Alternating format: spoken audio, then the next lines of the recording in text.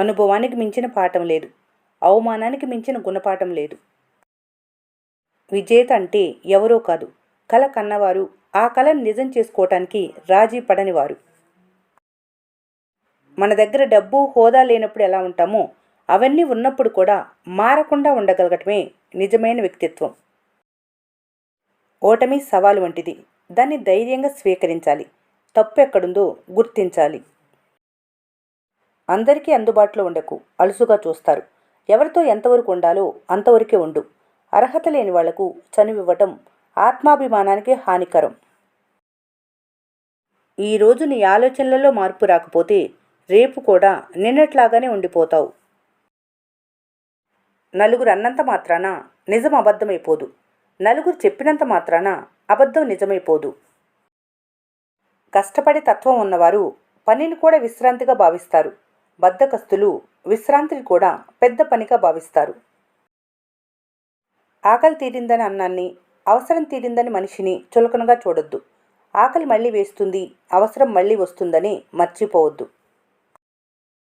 సామర్థ్యం ఉండి కూడా ఏ పని చేయని వారికన్నా, ఏ సామర్థ్యం లేకపోయినా నిత్యం కష్టపడుతూ ఉండేవారు ఎప్పటికైనా గొప్ప విజయం సాధిస్తారు. గెలిస్తేనే ఆనందం ఉంటుందని అనుకోవద్దు. ఆనందంగా ఉంటేనే గెలవగలరని గుర్తుంచుకోవాలి. సమయానికి మనమిచ్చే విలువ మన విలువను పెంచుతుంది. డబ్బుకు మనమిచ్చే విలువ ఆపదలో ఆదుకుంటుంది. సాటి మనిషికి మనమిచ్చే విలువ వారి మనసులో మనపై మంచి అభిప్రాయం ఏర్పరుస్తుంది. గమ్యం ఎప్పుడు మన గుమ్మం దగ్గరికి రాదు, మనమే కష్టపడి అడ్డంకులు దాటుకొని దానిని చేరుకోవాలి. 2 విషయాలు నువ్వేంటో నిర్ణయిస్తాయి. నీ వద్ద ఏమీ లేనప్పుడు నీ ఓపిక, అన్నీ నీ చెంత ఉన్నప్పుడు నీ ప్రవర్తన. ఎలాంటి సమస్యనైనా చిరునవ్వుతో ఎదిరించిన వారే లక్ష్యాన్ని చేరుకుంటారు. ఎవరైనా నిన్ను తక్కువ చేసి మాట్లాడుతున్నప్పుడు కోపం తెచ్చుకొని నీ విలువను తగ్గించుకోకు. వాళ్ళని చూసి ఒక చిరునవ్వివ్వు. ఆ చిరునవ్వు ఎలా ఉండాలంటే వాళ్ళ ముఖంపై నవ్వును కాల్చివేసేంత గొప్పగా ఉండాలి. అవమానం జరిగిన చోట నేర్చుకోవాల్సింది తిరిగి నిలబడగలిగే ధైర్యాన్ని, అంతేకాని తిరిగి అవమానించే గుణాన్ని కాదు. నిన్నెగతాళి చేసిన వారి ముందు ఎదిగి చూపించాలి అనుకున్నప్పుడు ఎదుటి వాళ్ళు ఏమనుకుంటే నీకేంటి? ప్రతిదీ పట్టించుకుంటూ పోతే సమాజంలో పనికి రాకుండా పోతావు. పట్టించుకోవటం మానేసి ప్రయత్నం మొదలుపెట్టు. ఆ పరమాత్ముడే నీకు తోడుంటాడు. అర్థం చేసుకునే వాళ్లకు వివరించవలసిన అవసరం లేదు, విమర్శించే వాళ్లను పట్టించుకోవలసిన అవసరం లేదు. కళ్ళతో చూసిన ప్రతిదీ నిజమనుకోవటం తప్పు. చెవులతో విన్నది ప్రతి మాట సత్యం అనుకోవటం ఇంకా తప్పు. చూసింది విన్నది నిజమని గుడ్డిగా నమ్మేయటం, దానితో ఒకరిపై అభిప్రాయానికి రావటం అన్నిటికన్నా పెద్ద తప్పు.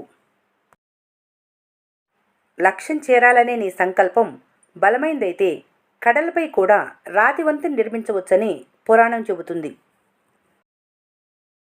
మిమ్మల్ని అణిచివేయాలనుకున్న వారికి కోపంతో కాదు, మీ ఎదుగుదలతో సమాధానం ఇవ్వాలి. గెలవచ్చు కానీ గర్వపడకూడదు, భయపడొచ్చు కానీ పారిపోకూడదు, ఓడిపోవచ్చు కానీ కృంగిపోకూడదు, అర్థం కాలేదని విసిగిపోకూడదు. జీవితం అన్నాక అన్నీ ఉంటాయి, వాటిని తట్టుకొని నిలబడాలి కానీ భయపడి ఆగిపోకూడదు. బాగుండే క్షణాలన్నీ వేగంగా గడిచిపోతూ బాధించే క్షణాలు మాత్రం కడవరకు మదిలో నిలిచిపోతాయి. నిన్నెవరూ నమ్మటం లేదని బాధపడటం కన్నా ఎవరిని నమ్మించవలసిన అవసరం నీకు లేదనుకుంటేనే ప్రశాంతంగా బ్రతకగలవు. మనిషిని ఆకలి నడిపించినంతకాలం ఏ రోగం ఉండదు. ఎప్పుడైతే ఆశ నడిపించడం మొదలవుతుందో అప్పుడే రోగాలు మొదలవుతాయి. నిజం చెప్పాలంటే మీ తలరాత మంచిగానే ఉంటుంది, కానీ మీ జీవితంలోకి వచ్చిన మనుషుల వల్లనే మీ రాత మారిపోతుంది. అది మంచిగా అయినా చెడుగా అయినా. జీవితం చాలా చిన్నది. ఎవరినో ద్వేషిస్తూ కాలాన్ని వృధా చేసుకోవద్దు. క్షమించడం నేర్చుకో, సంతోషంగా జీవించు.